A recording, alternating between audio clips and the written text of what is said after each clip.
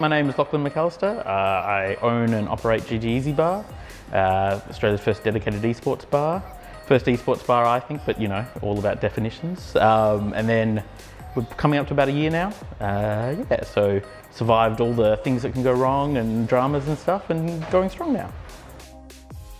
I went to University WA to do engineering, and then just as part-time job started working in pubs and bars and absolutely loved it, especially because I sort of didn't go to uni anyway because I just was drinking and having too much fun. Wanted to get out of Perth and thought maybe transferring my degree to Melbourne or somewhere else, another uni, might force me, get out of my comfort zone and force me to. It did the opposite. I didn't even go to any classes and just really got into working and drinking and having fun. So I guess it worked out long term, but yeah. And then coming to Melbourne and seeing all these cool bars and cocktail bars and stuff like that, I was like, no, this is where I want to be. Especially I'd been working in like sort of pubs or nightclubs for quite a few years in Perth. It got a bit samey, so sort of, I think, getting to Melbourne and seeing new ideas and new ways to sort of get better, especially with cocktail bars, it's sort of a natural progression when you start to care more and want to do more. I think at its best, there's not many better jobs in hospitality. It has a lot of lows and it's hard, I think, for your body to keep it up for a long term, and it's also hard to be, you don't want to necessarily be a 40-year-old bar manager with not a lot of prospects, because financially it's quite difficult.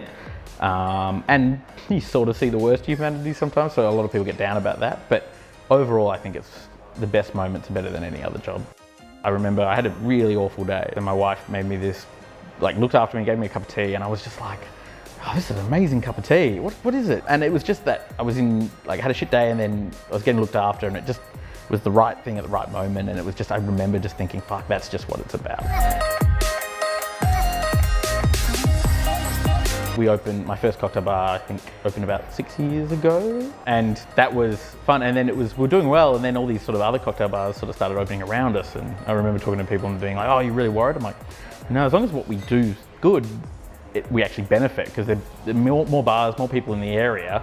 And as long as our product's up there with the best or better than others, we'll actually go well. I think you're only worried if it's a worse product. When I opened the other bars, I didn't have much capital, so it was sort of small option previously. And so really wanting to do something where I had much more of a stake and much more passionate about it. Like, definitely passionate about hospitality, but also equally, if not more, passionate about esports. So doing something like that was definitely much more exciting to me, and really going all in on it. Moving on, it would have been much safer just to open a cocktail bar, like the same model, and do that.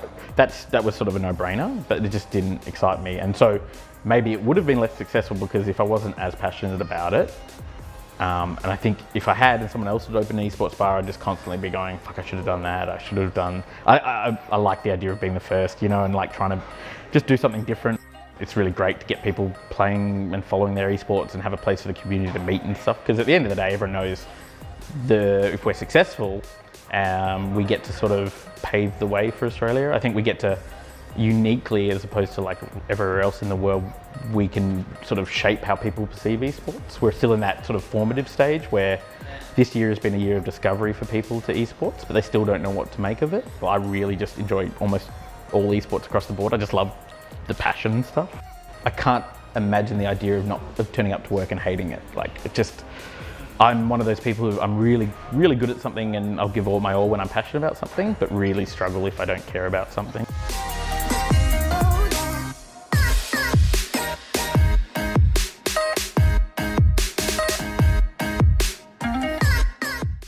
There has been a lot of difficulties with this. So there's more things gone wrong with this building and this bar than probably all my other bars in their first year put together. So that's made it hard, where it's like we've been doing well, but the costs and stuff, we've had a lot of issues with things breaking down and things happening to us from other venues going wrong and stuff like that nearby, and like issues, utilities and stuff sort of flowing onto us. So that's been a bit of an issue. Other than that, we're still doing well enough, and that's sort of where we're at.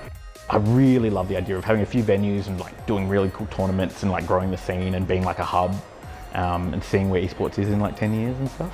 But also still like maybe every Friday night just working behind the bar, you know, spitting in pints, wiping it with a rag. Not actually, but you know, that old sort of stereotype. The dream is to be so successful that you can open a bar that's just for you.